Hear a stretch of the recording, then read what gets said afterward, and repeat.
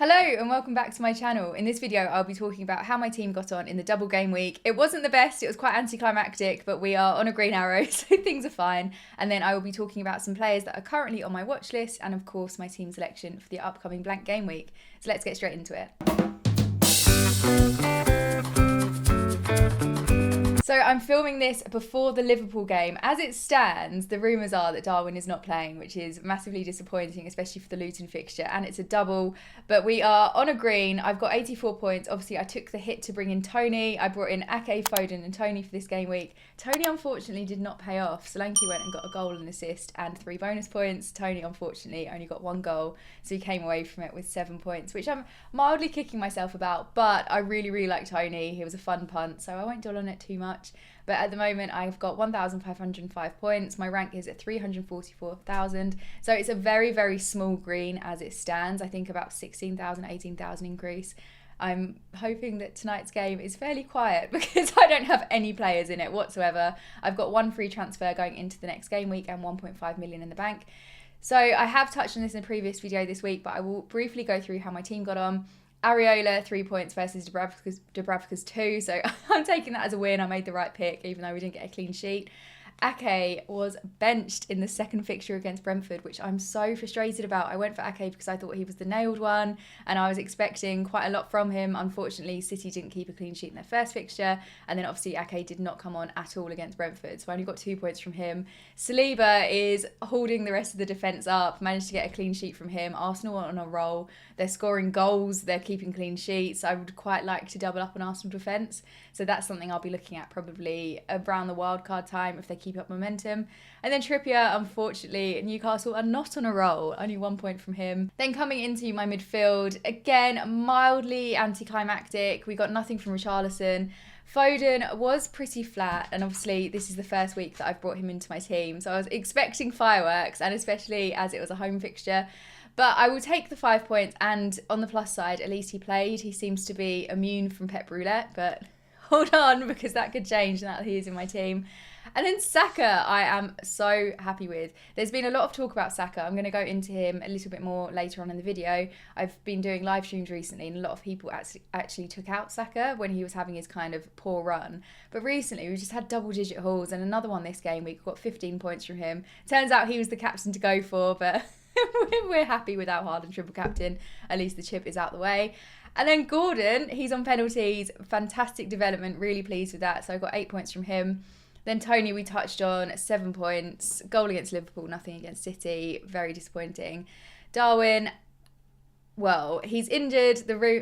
With Darwin, the rumour is that he's injured and he won't be playing in the Luton fixture, recording before that, so he's currently on 5. If he makes a dramatic recovery and the rumours are not true and he comes on and gets a brace, I'll be so happy. But I'm feeling like that's not going to happen. And then Haaland, used my triple captaincy on him, so I got 30 points. It's disappointing, but at least we did get a return from him last night. He did score a goal.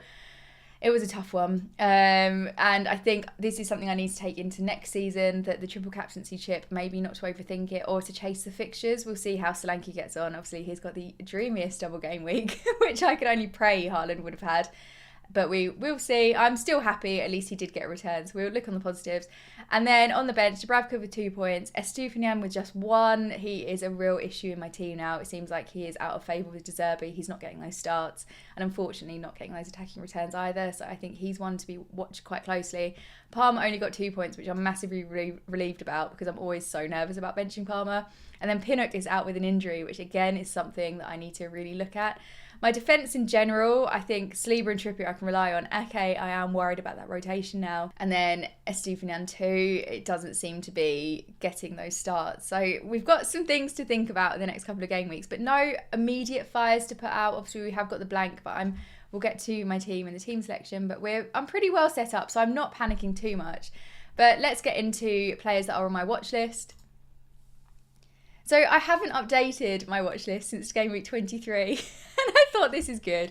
It will play in my favour because obviously they've got more game weeks to get more points.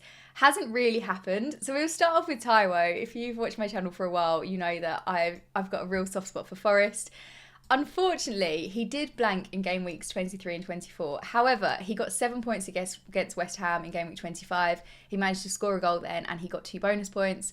I think he's quite a favourable transfer as well, because there is I'd say a fairly high chance that he will be playing, or Forest will be playing in game week 29. The probability of them blanking is pretty low considering they're playing Man United, but stranger things have happened. So if Man U do beat Forest, we've got a Forest fixture in 29, and I'd be quite keen to bring in maybe Elanga, maybe Taiwo.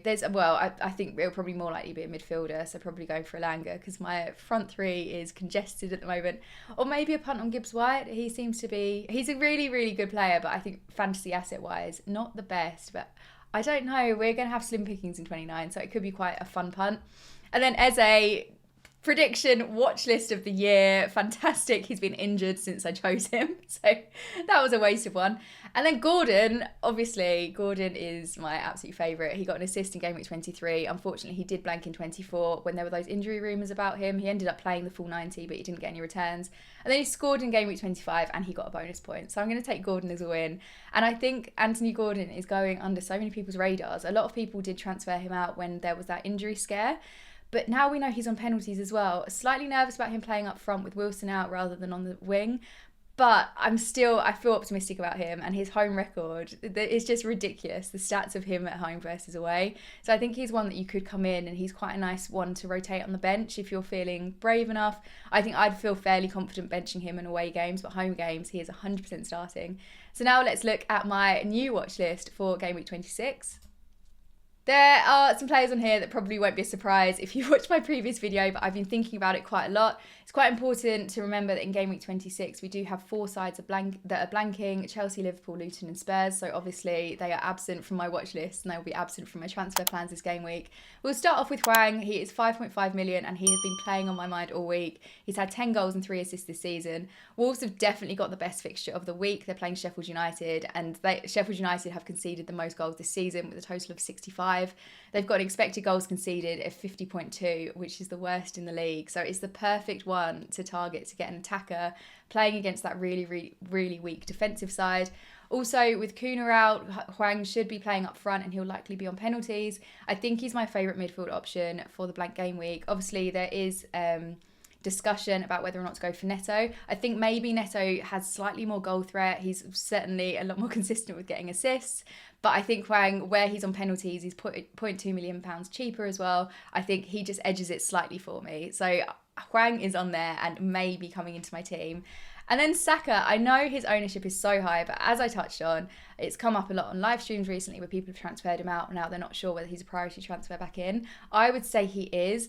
Arsenal at the moment are just scoring goals like there's no tomorrow. But the thing is with Saka, I feel like he's got that consistency and he's on penalties. And you don't necessarily know where the goals are going to come from with Arsenal, but I think you can be pretty reliant that they're going to come from Saka, especially now that his form has improved so much. He's scored 6 times in the past 4 games. I think he's just a definite must-have. He's absolutely nailed as well to play the full 90.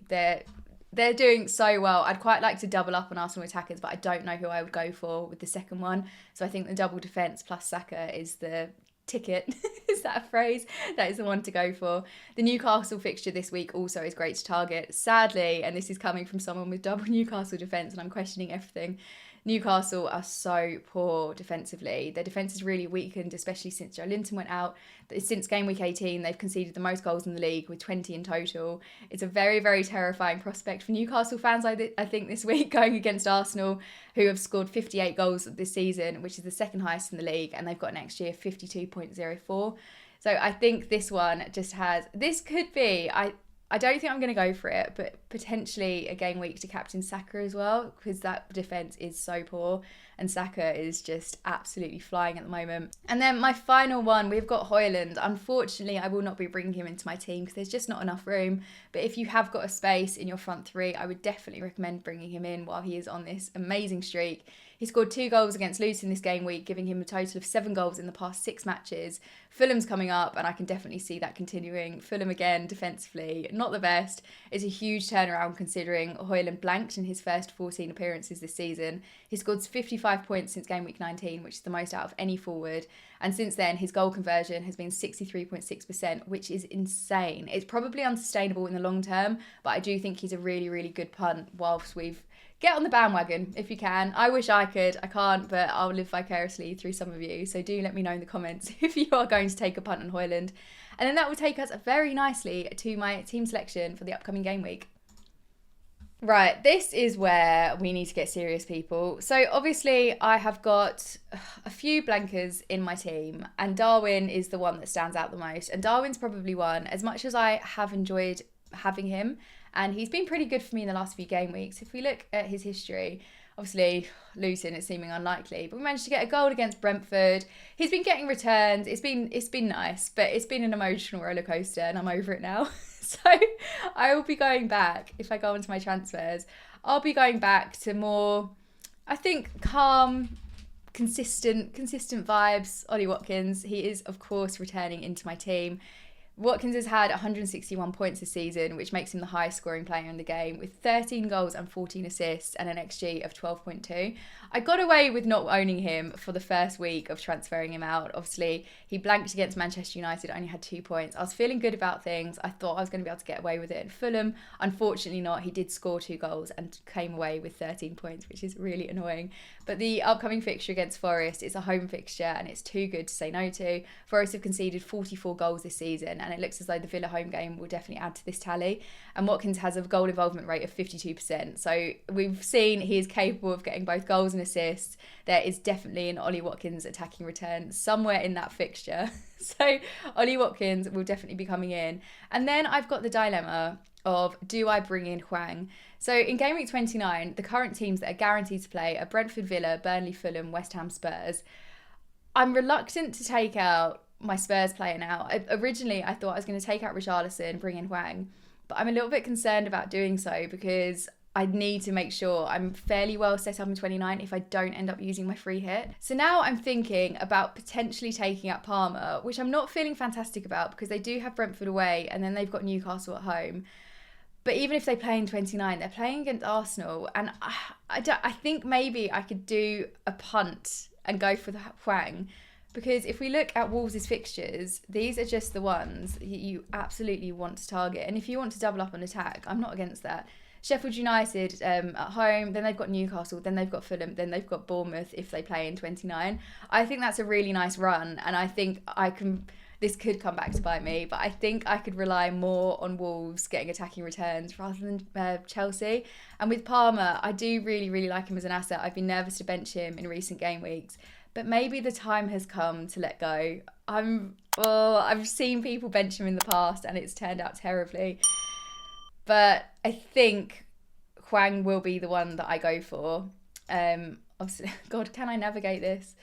If I bring him in, that will leave me with 0.2 million in the bank, but it will be for a -4 hit. But I think I want to attack this game week, and that Sheffield United fixture is just too good to ignore. So that is my thought. Do let me know in the comments whether you think it's worth taking the -4. Alternatively, I could say goodbye to Foden, but I think Newcastle, Man City now, where they're second in the league, they're just going to be going full force. And watching Foden last night, he is such an impressive player, really unlucky to not come away with anything. And I think I was quite relieved watching the game and being an owner for once, whereas I've watched games in the past. The last time they played Brentford, I was in a terrible mood because he scored a hat-trick and I didn't own him. So I think I don't necessarily want to get rid of Foden. Saka is an absolute keep. And then Gordon he's been so good for me this season that I'd be really reluctant to take him out. And he's just my shining star. When he scores a goal, I get really excited about it. And there are other players on my team I don't necessarily have that with. But Hwang could also bring that joy and excitement. So that's what I'm thinking. And then if we have a chat about my formation. So Darwin is definitely going to be Watkins. That's absolutely fine. And another argument for bringing Hwang in this week is I don't really like the idea of having 4 at the back, particularly as Ake and Estupiñán are now those rotation risks. So if I was to bring in, if we say hypothetically that Palmer is Hwang, I can then bench, I'd probably want to bench Estupiñán. Pinnock's obviously out for the long term. And then I'd have Darwin here. So I wouldn't have Darwin, I'd have Watkins. So I'd have Watkins here, Hwang here. I think that's a really nice team to go in with. And then the captaincy, I'm probably just going to have to stick with Haaland now. He's back. He's so much money. I need to whack the captaincy on him.